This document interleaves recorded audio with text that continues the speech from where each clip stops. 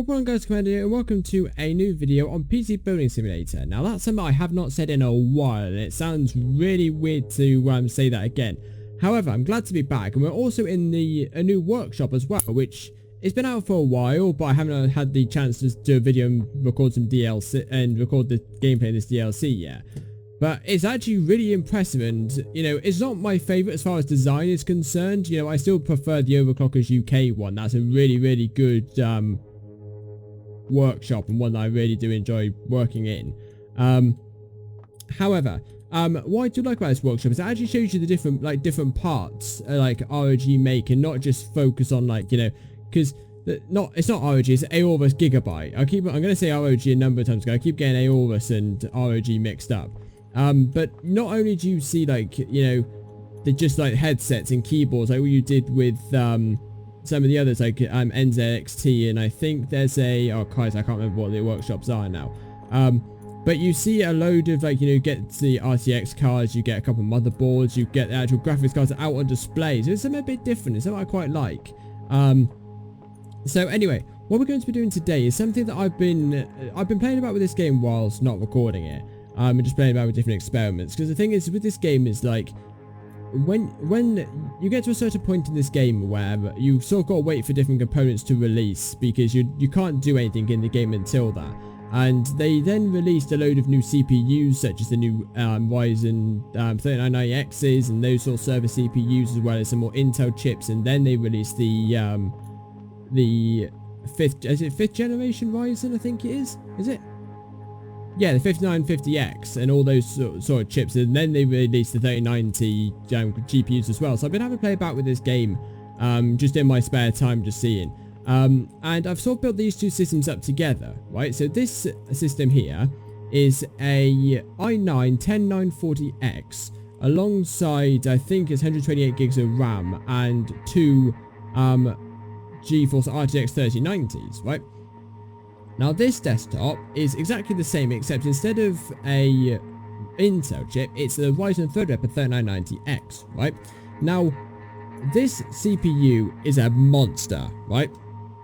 It's nearly 4 grand for a reason, right? And that is because so if I show you the specs in the Adventure a minute, Threadripper, for scroll down right to the bottom, no, need 3990X, there we go. So it's 4.3 gigahertz. Okay, it's not the highest clock chip in the world, but it's got 64 cores, right? Now there's only one other chip that is actually reached the 64 core marker, and that's the Intel Epic CPU. Now that's actually quite an odd chip in comparison with this one. So obviously it probably won't bench as high. However, it's a beast of a CPU along with these RTX 3090s. However, what you most probably notice if you're paying close attention, right, is that this PC only clocks to 25,550, whereas this one benches to 26,249. Now, the specs, if I go into this one and type in i9-10940X, which is the one here, it's a much higher clock speed than the Threadripper, but there's a lot less cores, right? So that got me thinking, so maybe cores necessarily don't matter for actual 3D Mark, like, speeds-wise.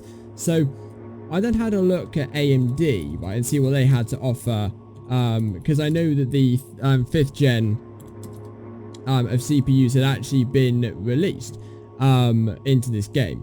So we've got not only a CPU, which is 16 cores, but it's also at 4.9 gigahertz. Right, now that's the same as some of the Intel consumer chips, the 10th generation Intel consumer chips. So, but not so many cores. Right, so I'm wondering if I stuck this into a CPU, into a PC, and benchmarked it, whether that would actually overtake everything. You know, even this actual server system, which is actually, you know, for a server system, is actually quite impressive. So, what I've done because of that is I've built this system up over here. Now again, aside from the motherboard being slightly different and the CPU obviously, this system is exactly the same as all the other ones, and aside from the fact that it is only got 64 gigs of RAM, but that's because it's not a server board, and non-server boards only have 4 RAM slots aside from 8. But what I want to do, I've overclock my GPU. They're all at the same overclocks because that's basically the max I can go without it blue screening on me. So let's run the CPU benchmark, and as you can see instantly, the CPU is just absolutely blown past. Like I think the Intel chip was going at about like 45, 46 at a push.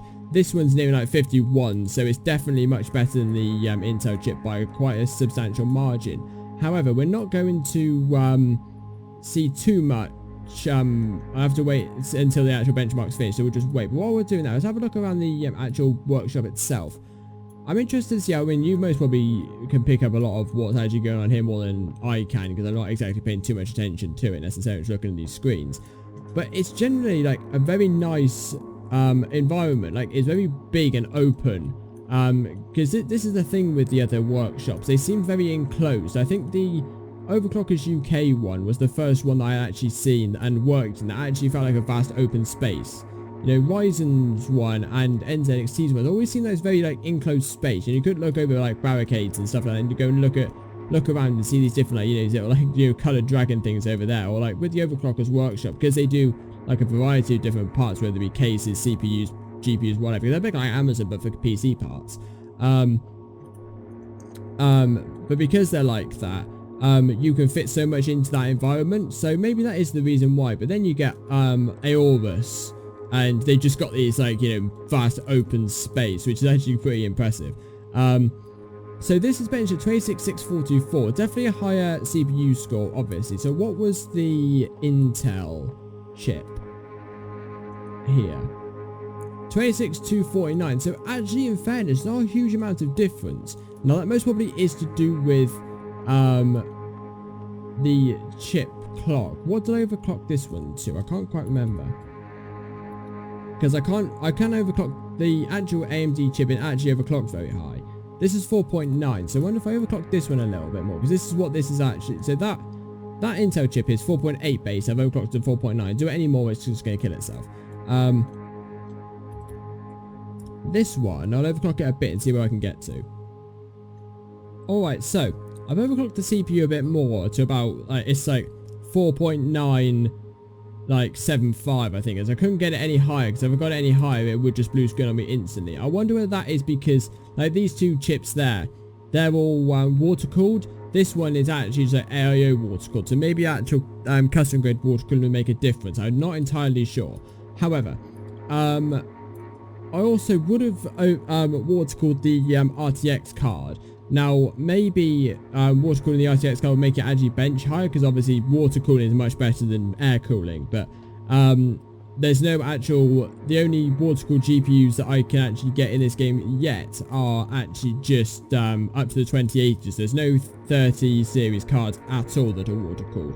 Otherwise, I'll probably have used those instead. However, there isn't any, so I can't do that, unfortunately.